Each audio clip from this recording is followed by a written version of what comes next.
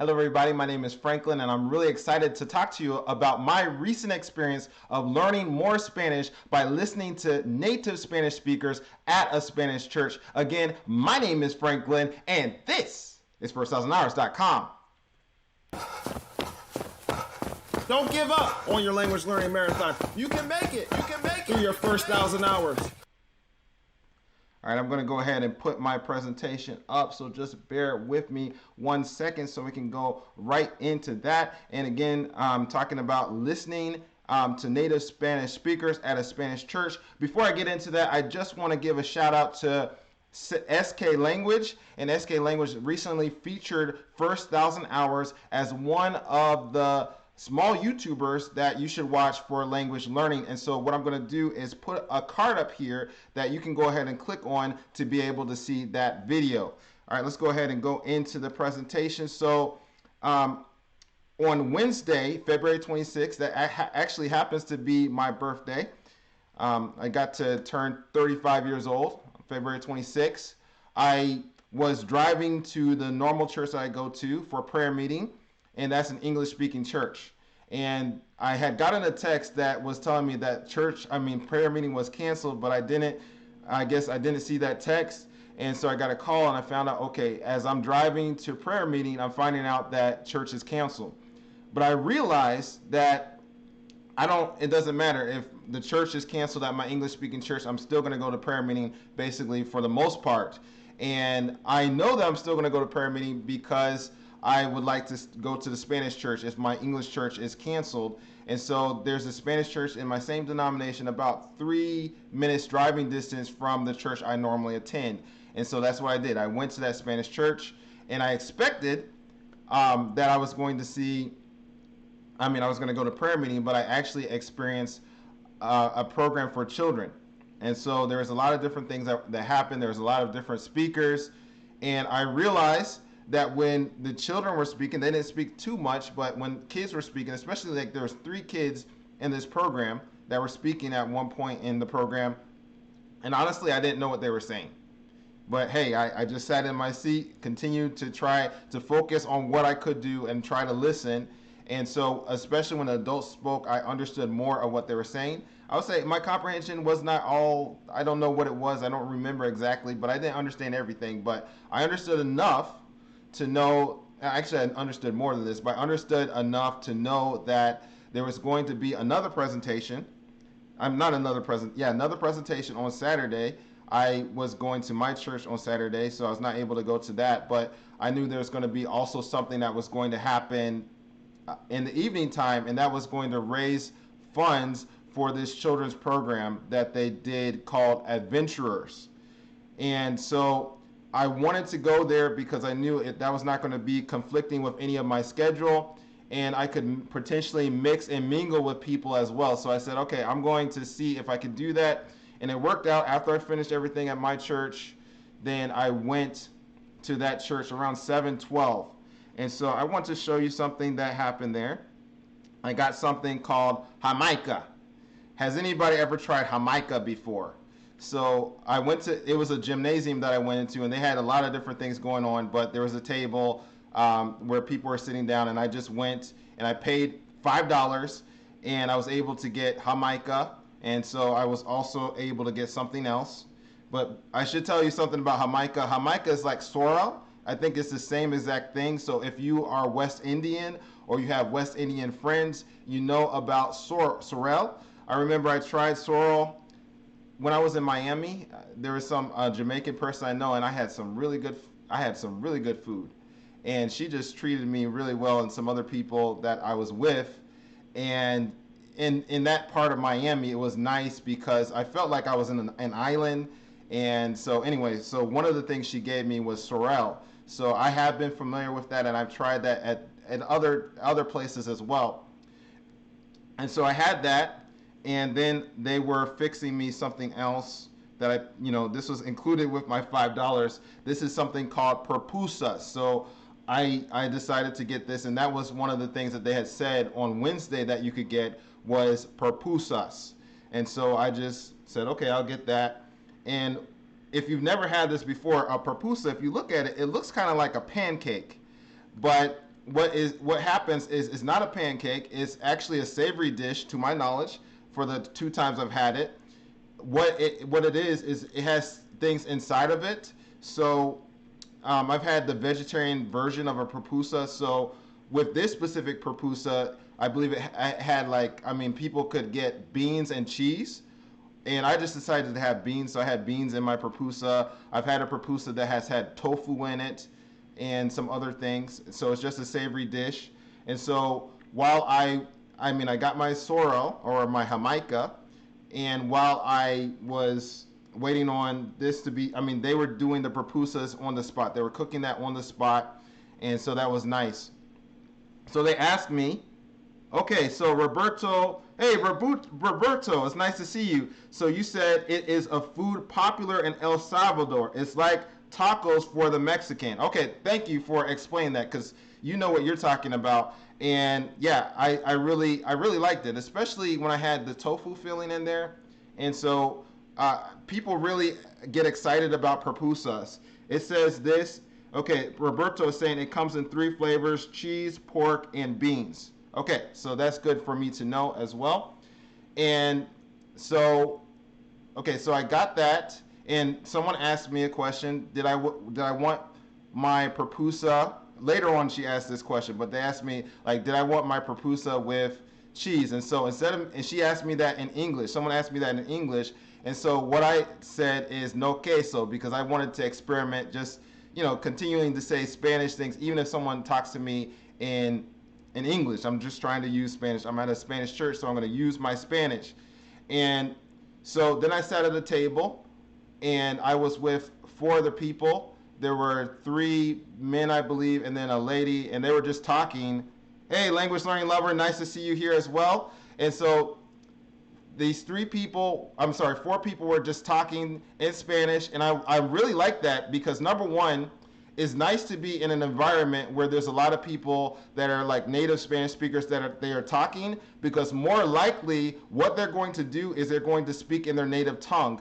But if you have people like one person and they know English and all this, they're more likely to speak to you in English. So I wanted to put myself in that environment where I could just listen to Spanish. And so that's what I did. I feel like when I go to a Spanish church, I'm at a university. I'm not just somewhere where it's a Spanish church. I'm there to learn. And so when I was listening to these people speak for about 10 to 15 minutes, I really didn't understand what they were saying, to be very honest with you. I listened to them, and I heard some words here and there, but it was a little bit challenging and difficult. But guess what? I sat down at that seat. I didn't say, okay, well, it's time for me to give up. I'm going to go home now. I'm just going to start crying or something like that. I don't really cry, but I just sat down. And so one of the things that happened to me when I actually talked is someone asked me something like como, and he said something else. He didn't say como estás, because I would know what he said. I would know what that meant, but he said something else. So I just asked him to repeat that in Spanish, and then I found out, okay, what he's asking me is como estás, basically, or how I'm doing. And then I said bien, and then I was still trying to pay attention to what people are saying. And so there's someone else that came up to me as I was at this table with these Spanish speaking people, and he asked me, hey, do you understand what's being said? And I said, más o menos, I understand some things, but I probably understand, like, I think I said maybe half or something like that, but I said I didn't understand everything. And so another person said something, and this is all in Spanish, by the way, but they were saying that maybe, are we speaking too fast for you or something like that. I didn't really respond to that question, but I just said, I'm here to learn. This is my university. And I said all this in Spanish as well to them. So then there came a change in this conversation, because I started to understand a lot more of what people were saying. Now, this is when the conversation drifted or changed, and then someone started just speaking to me. The person did not slow down his speech. He just started talking to me. And so we were just talking about life and different things like that. I'm not going to go into the details of the conversation, but we were just talking about life and Christian life and other things like that. And then I understood probably around 80% or more of what was being said. I'd probably say about 80%.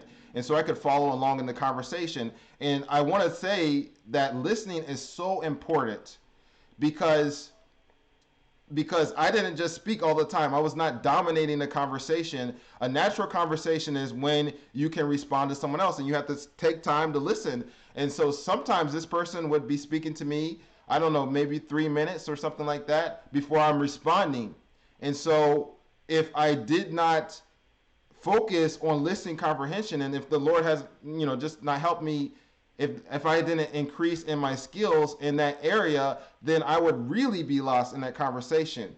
But then he just talked, and then I responded, and then there was someone else that was still at that table, and so then he would speak to me as well, and I got to learn a lot more about him as well, and then they would ask me my opinion on what they had just related.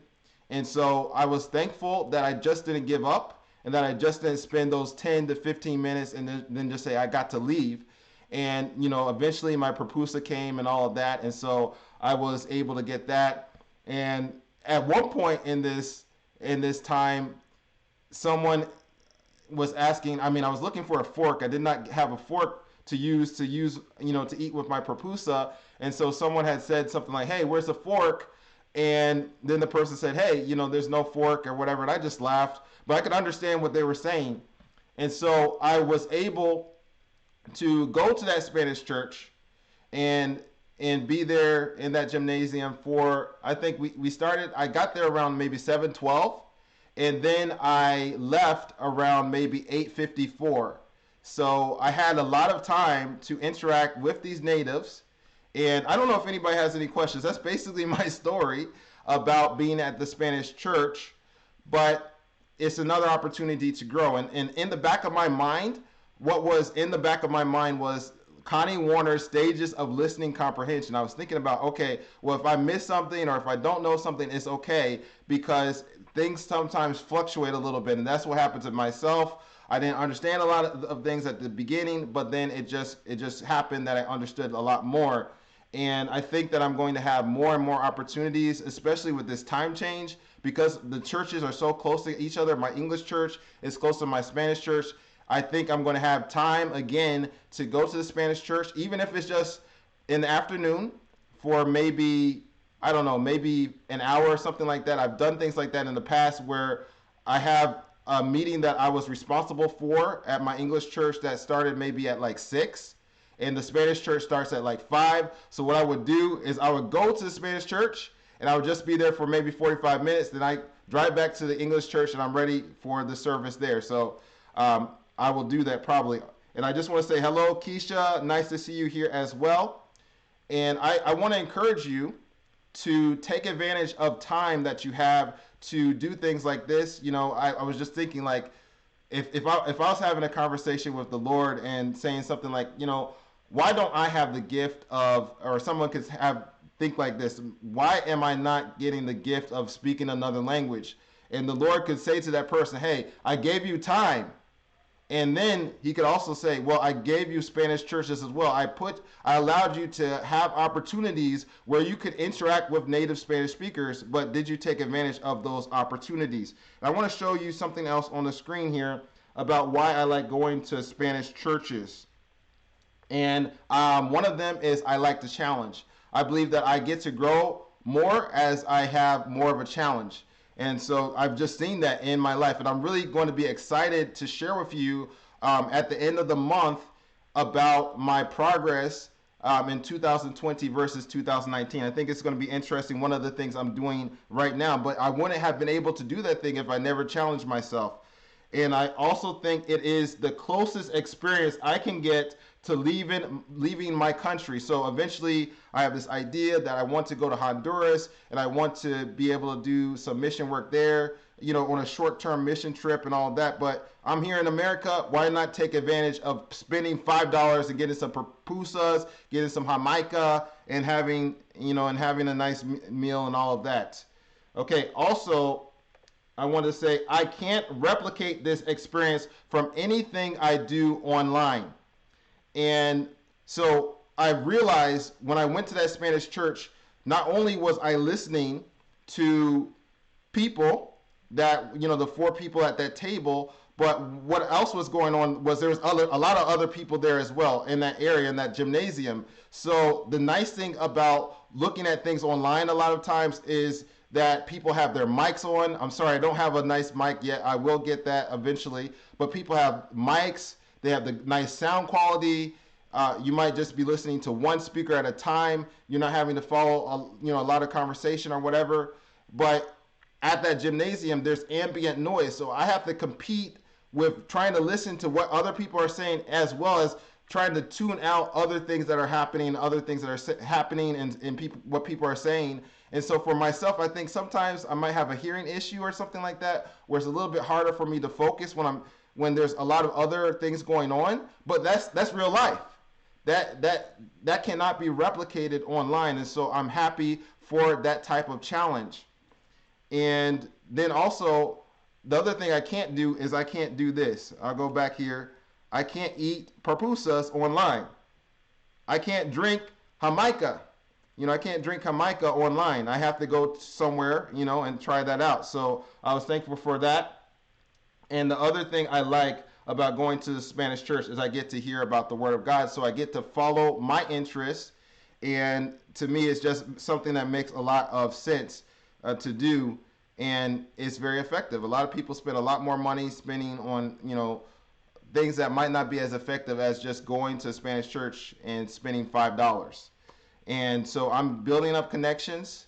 And I just want to also let you know that I have scheduled that I will be going to the Spanish camp meeting like I talked about. I have put that on the schedule. I'm about to request for time off, and that's going to be June 12th. I believe I'll be going there June 12th and June 13th to a Spanish camp meeting. I'll be telling you about that as I go there. And that is what I have to share with you today. So if you want to find out about my experiences going to a Spanish church and other things I have to say about that topic, then you can click a playlist on your screen, and then there will be a video that YouTube recommends, and I hope to see you in the next video.